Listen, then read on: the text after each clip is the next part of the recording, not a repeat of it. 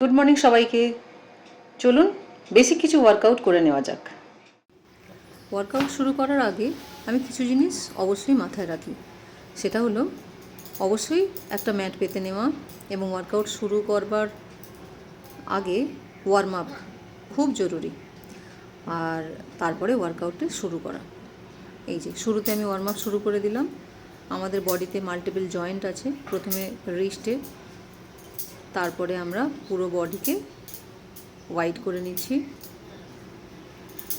প্রথমে কেউ 3, 5, 6 এইরকম কাউন্টে করতে পারে, আর তাছাড়া এটাকে 10 কাউন্ট বা 12টা করা যেতে পারে, আর তারপরে এটাকে রিপিটও করা যেতে পারে। হিপ রোটেশন করছি এখন। আর আরেকটা বিষয় মাথায় রাখার চেষ্টা করি, সেটা হলো যে কোনো ওয়ার্কআউট আমাদের বোথ সাইড কমপ্লিট করতে হবে। যদি ডান দিক করি অবশ্যই বাঁ দিক কমপ্লিট করতে হবে, আর যদি বাঁ দিক করি তারপরে ডান দিকটাও কিন্তু সম্পূর্ণ করতে হবে। এখন আমরা হাই নি করলাম কতগুলি, আর এটা হলো টার্গেটেড হাই নি, যেখানে কিনা আমরা পায়ের নিচে দুটো হাতকে টাচ করাচ্ছি, লাইক ক্ল্যাপ করতে পারি বা কিছু। এটা হিল টাচ করছি আমরা। হিল টাচ করলে কি হবে, কোথাও না কোথাও আমাদের অ্যাবস ক্রাঞ্চ হবে, আর তার সাথে সাথে আমাদের লেগটাও তোলা হবে উপরের দিকে। হাত পা দুটোই বোথ ইকুয়ালি ওয়ার্ক করছে। শোল্ডার রোটেশন ওটা স্কিপ হয়ে গিয়েছিল। আবারও বলছি, দুটো দিকই করতে হবে। যদি আমরা ক্লকওয়াইজ করি, অ্যান্টি ক্লকওয়াইজও সম্পূর্ণ করতে হবে। এটাই হচ্ছে মেন বিষয়। আর যে কোনো ওয়ার্কআউট শুরু করার আগে ওয়ার্ম আপ অতি অবশ্য জরুরি, করতেই হবে।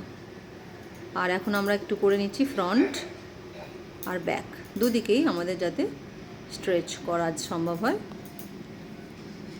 Down and back, down and then back. Slowly ধীরে ধীরে করব যে কোনো এক্সারসাইজ। যদি কেউ নতুন হয় তো সে তার নিজের শরীর অনুযায়ী করতে পারে। এখন আমরা করব ক্রস ক্রাঞ্চ। এটাকে আর একটু স্টেডিভাবেও করা যেতে পারে। দেন অ্যাবস ক্রাঞ্চ, যেখানে আমরা হাত পায়ে টাচ করার জন্য চেষ্টা করছি, অথবা টাচ করাচ্ছি, আমাদের অ্যাবস ক্রাঞ্চ হবে। পেটের মধ্যে একটা ভালো প্রেসার অনুভব হবে। স্কোয়াড, সিম্পল স্কোয়াড হচ্ছে। সিম্পল স্কোয়াড আমার খুব পছন্দের একটি এক্সারসাইজ, কারণ এটা করলে পরে একটা লোয়ার বডি স্ট্রেংথ ফিল করা যায়। একদম শুরুতে যখন করতাম তো তখন 4টে বা 5টা করতে পারতাম, তার থেকে বেশি নয়। এখন কয়েকটা বারপিস করছি, স্লো বারপিস। আমি কোনো তাড়াহুড়োতে ব্যায়াম করি না বেসিক্যালি, আর প্রতিটা ধাপ কভার করার চেষ্টা করি। এটা একেবারে স্লো বারপিস, খুব ইজি, মডারেট ওয়েতেও করা যেতে পারে, দাঁড়িয়েও আর একটা জাম্প করা যেতে পারে, বাট আমি জাম্প করিনি, নর্মালি একটা বারপিস কমপ্লিট করছি। এবারে মেন এক্সারসাইজ হচ্ছে কিন্তু, আর যে এক্সারসাইজগুলোতে একটু বেশি আমাদের মেহনত লাগে, তো তার মিডলে আমরা একটা 10 সেকেন্ডের গ্যাপও দিতে পারি, অথবা 10 সেকেন্ড কোনো নর্মাল ওয়ার্কআউট করতে পারি। যেমন এখন আমি সাইড বেন্ড করছি, বারপিস একটুখানি শরীরের স্ট্রেংথ লাগে, আর তারপরে একটু ভালো অনুভবের জন্য বা রিল্যাক্সেশনের জন্য আমরা 10 সেকেন্ড রেস্টও করতে পারি, বা অন্য যে কোনো একটা সিম্পল ওয়ার্কআউটেও নিজেদেরকে এঙ্গেজ করতে পারি। এরপরে আমরা ব্যাক বেন্ডও কমপ্লিট করে নেব সাইড বেন্ডের সাথে সাথে। কাউন্টগুলো খেয়াল রাখবেন, যদি এদিকেও 5 বার করেন ওদিকেও 5 বারই করবেন, মানে ডান দিক 5 বার তো বাম দিক 5 বার। যদি আপনি ক্লকওয়াইজ কয়েকবার করেন তো সেই ততবারই আপনি অ্যান্টি ক্লকওয়াইজ করবেন। যা কিছু ওয়ার্কআউট সেটা কমপ্লিট হবে সাইকেলটা। এখন লাঞ্জ করছি। লাঞ্জও আমার বেশ পছন্দের, এটা ফ্রন্ট লাঞ্জ হচ্ছে, আর হাতটা শুধুমাত্র সাপোর্টের জন্য দেওয়া আছে, যাতে করে চেস্টটা ওয়াইড থাকে, চেস্টটা সোজা থাকে। এই তবে হ্যাঁ, পাটা ততটাই আমরা বাড়াবো যতটা আমরা ব্যালেন্স ফিল করব, যে আমরা ব্যালেন্সে সামনে এগোতে পারছি এবং পিছোতে পারছি। এবারে এক পা এগিয়ে এসে আমরা ব্যাক লাঞ্জ করছি। ব্যাক লাঞ্জের ক্ষেত্রে হাতটা উপরের দিকে তুলে দিচ্ছি, তাহলে করে দেখুন এগেন আমাদের কিছুটা চেস্ট ওয়ার্কআউটও হচ্ছে আর লোয়ার বডি লেগ ওয়ার্কআউটও হচ্ছে, রাইট। যেটা একটু আগে বললাম যে কোনো যে ওয়ার্কআউটটা মনে হবে একটু আমার দম লাগছে, তো সেই ওয়ার্কআউটের পরে অবশ্যই একটা 10 সেকেন্ডের রেস্ট বা গ্যাপ রাখা যেতে পারে, অথবা যে কোনো একটা সিম্পল ওয়ার্কআউট করা যেতে পারে। এখন যে ওয়ার্কআউটগুলো আমি করলাম ওগুলোই একটু রিপিট করছি ইনটেন্সে। স্কোয়াট করেছিলাম আগে, সিম্পল স্কোয়াট, আর এখন এটা জাম্প স্কোয়াট করছি। এটাও আমার অনেক পছন্দের। শুধুমাত্র ততটুকুই এফোর্ট দেওয়া উচিত যতটা আমাদের শরীর পারমিট করবে, তার থেকে বেশি নয়, রাইট। তো জাম্প স্কোয়াট করলে ডেফিনেটলি আমাদের একটুখানি হার্টবিট বেশি হয়, আমাদের নিঃশ্বাস একটু বেশি লাগে, তো তখন সিম্পল ওয়ার্কআউট কিছু একটা করে নেওয়া দরকার। এই যে জাম্পিং উইথ লাঞ্জেস, এটা দারুণ। শুধুমাত্র খেয়াল রাখতে হবে নিজের ব্যালেন্সটা বজায় রাখতে হবে। মডারেট ওয়েতে করব যাতে কোনো অসুবিধাও না হয়, আনন্দের সাথে, হাসি মুখে, ভিতর থেকে যেন একটা আনন্দ থাকে। রিল্যাক্সেশন হচ্ছে এখন। Down and up, down and up.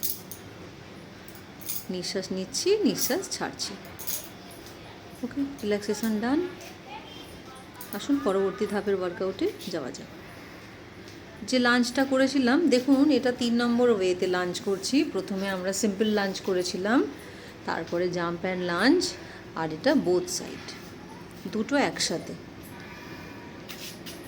সামনে পিছনে একই সাথে লাঞ্চ কমপ্লিট হচ্ছে, রাইট।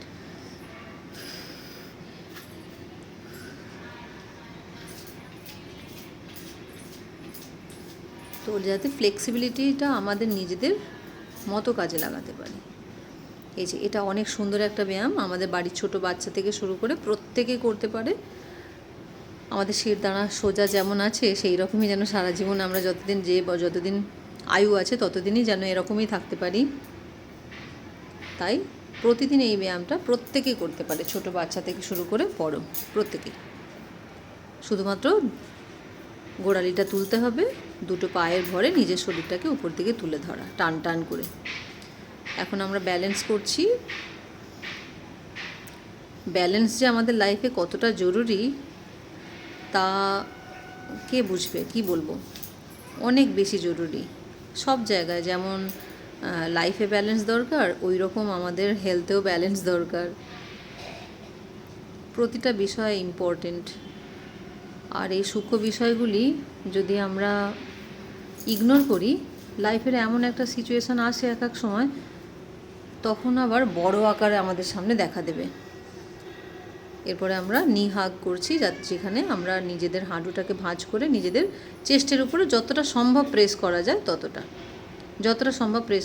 ততটা প্রেস করব।